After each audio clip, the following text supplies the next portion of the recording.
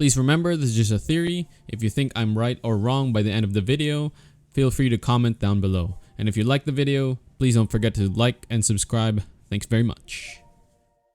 About 500 years ago in Teyvat, there was an event where several nations went through what can only be described as a war with the Abyss. Mondstadt was attacked by the darkness dragon Durin and by monsters that nearly destroyed the city itself. Even the Knights of Favonius was nearly wiped out, as their leadership at the time had fallen in more ways than one. In Inazuma, the yokai went insane and fought against the shogunate. This event almost brought extinction to the yokai. In Sumeru, the city was nearly razed to the ground and the forests were destroyed with the death of the Dendro Archon.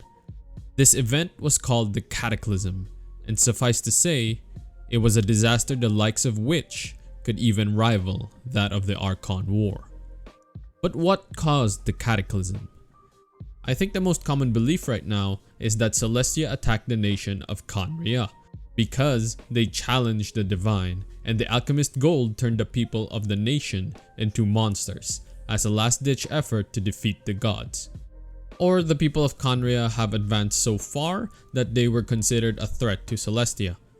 Or they tried to overstep their bounds and try to steal from the gods, hence the arrogation of mankind. At the very least, the most common theories agree that Celestia forced an attack against Khaenri'ah to stop the arrogation of mankind and to keep a secret that the gods are hiding, and many believe that Celestia is a force that controls the world.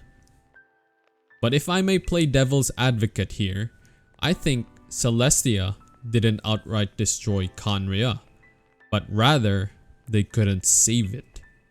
The distinction here is important because I believe the gods destroyed Khaenri'ah not out of malice, but out of benevolence. I believe Khaenri'ah was too far gone that they had no choice but to destroy what remains of it. But this is also the decision that let the Abyss Order unite against the gods. Let me explain. What I think happened was Gold was either manipulated by the Abyss or he intentionally created monsters and sent them to Teyvat in order to trigger the war in heaven. We know that the monsters like Durin didn't even know what they were doing, as they felt that it was just a dream. The Dragon Spine Spear tells this to us. Its lore tab reads as follows. He had a very, very long dream. He dreamed that he and everyone else had gone on a long, long journey into a land where green grass grew and where soulful songs were sung. He dreamed that he sang along with the people of this land and danced in the skies with a dragon as beauteous as a jewel. When he opened his eyes, he was in the sky above a mountain, swept by roaring snowstorms. The green, tranquil land had already been painted crimson by fire and blood, and the song of that sky blue bard's lyre was almost drowned in the howling tumult. And that bejeweled, lovely dragon, like a tender lover, had now pierced his neck with its sharp fangs. Farewell, mother. My journey is ended. I shall sleep beneath this white shining silver, and perhaps this too is good. Farewell, O lovely bard, and farewell, O lovely dragon. Would that we had met in a different time and place, to meet, to song and dance together. So he thought, most sincerely as he lay dying. Now then, this great blessing that pulses through my veins, and lovely sight of the dark universe that gave me birth, they are now yours to inherit. Also, a quick tangent, in case you haven't noticed, this reads almost exactly the same as Señor's use of the delusion from the Molten Moment lore tab. This would suggest that the delusion works almost the same as how Durin was corrupted. Check my last video for more details. I think these monsters were corrupted, and their attack was not intentional. The Archons probably did not know this, but they also do not know why they were suddenly attacked. So they investigated, and upon their arrival in Khaenri'ah, they discovered the darkness that had already occurred there. And I'm not talking about metaphorical darkness, but the actual abyss engulfing the land, miasma from the land of endless darkness. The ambition of the alchemist Gold turned him against his own people and turned them into monsters under the order of the Night Mother, who is the ruler of the abyss. This would be the origin of the Abyss Order, and they fought against the Eclipse Dynasty. This is why Dainsleif is against the Abyss Order, because he was a royal guard for the Eclipse Dynasty. The Archons, seeing the darkness, had conflicting opinions on what to do next, to either save the people or destroy everything. In the end, I believe they tried to help, but ultimately failed, which prompted the Sustainer of Heavenly Principles to descend from Celestia and destroy the nation. I think the catalyst for this is Baal's death, which I'll get to later. Our sibling wasn't at Khaenri'ah at this time, and when she arrived, she already found that the city had been destroyed. She tried to find the MC, and upon finding him alive and still asleep, woke MC up and tried to leave Teyvat, only to be blocked by the Sustainer of Heavenly Principles. What happens next is you already know, but the MC and the sibling basically woke up at separate times.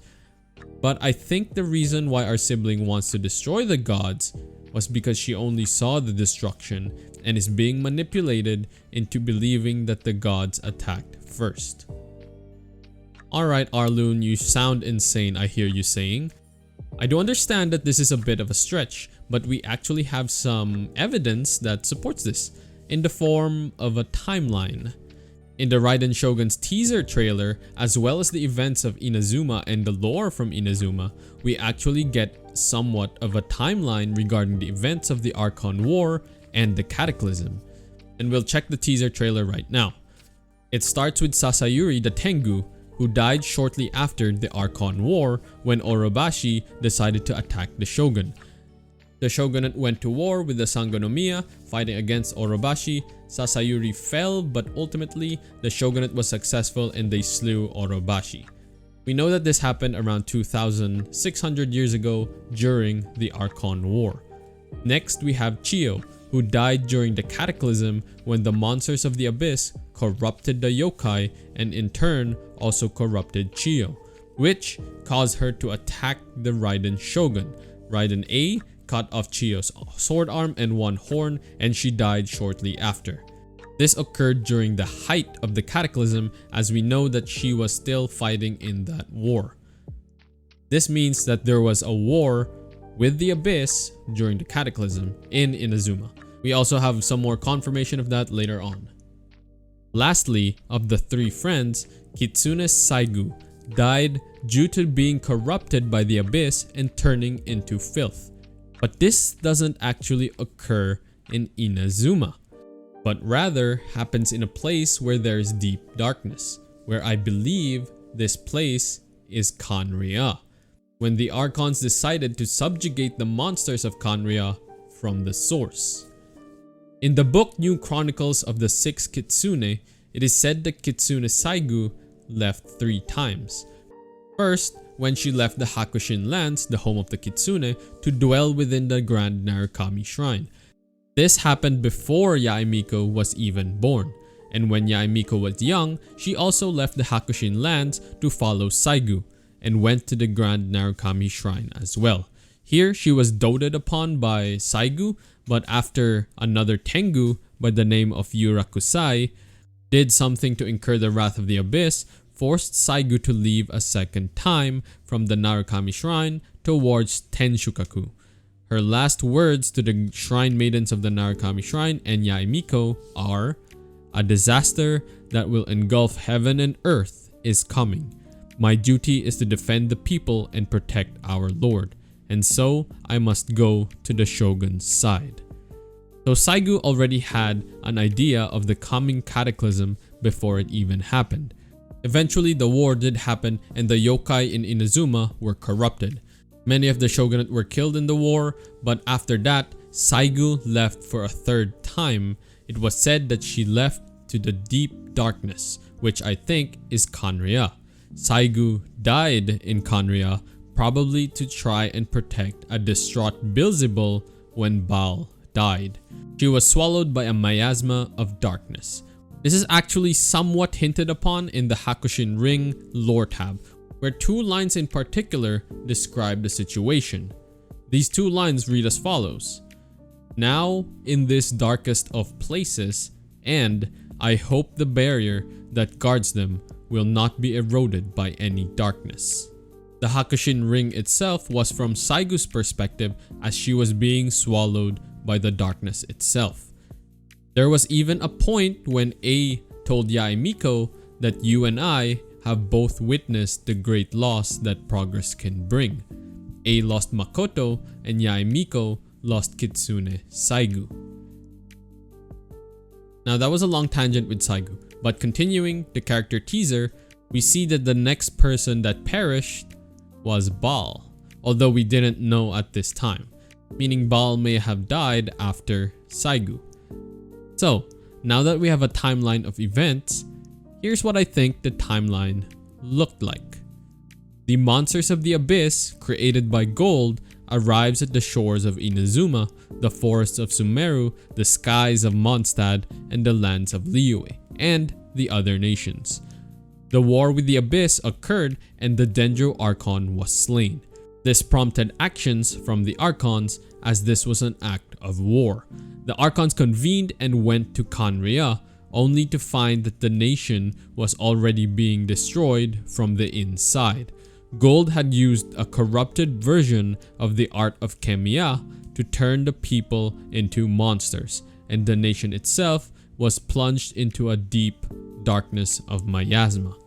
The gods debated on what to do, and after a fierce debate, attempted to intervene and save the people of Khaenri'ah, who had not yet been turned into monsters or swallowed by the miasma.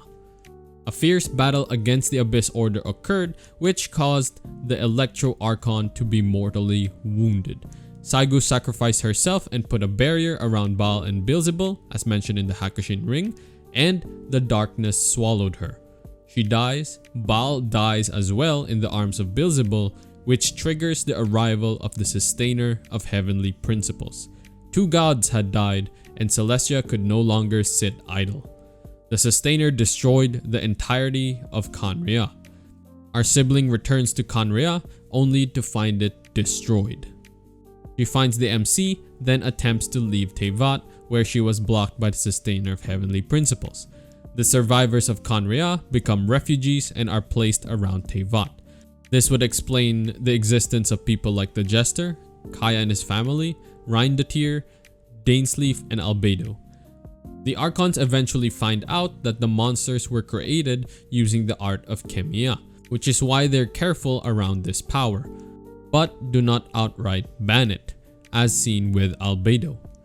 This would also explain Dainsleif's aversion towards the Abyss, as he knows that the Abyss caused the actual downfall of Khaenri'ah, and he accepts that the god's actions were necessary, but at the same time, he is loath to accept that it was the right choice, as many more survivors could have been saved.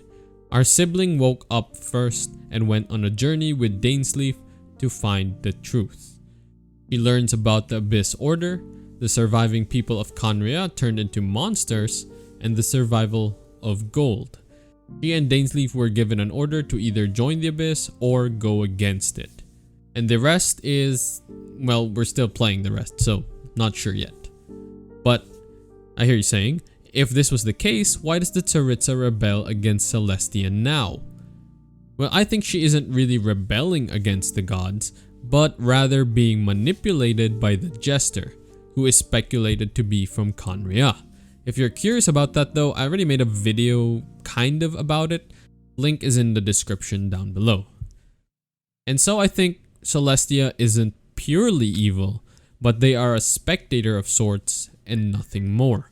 They seek to maintain the samsara and the prosperity as written in the white branches in the cycle of life, death, and rebirth. But that's just my theory. What do y'all think? Let me know in the comments down below.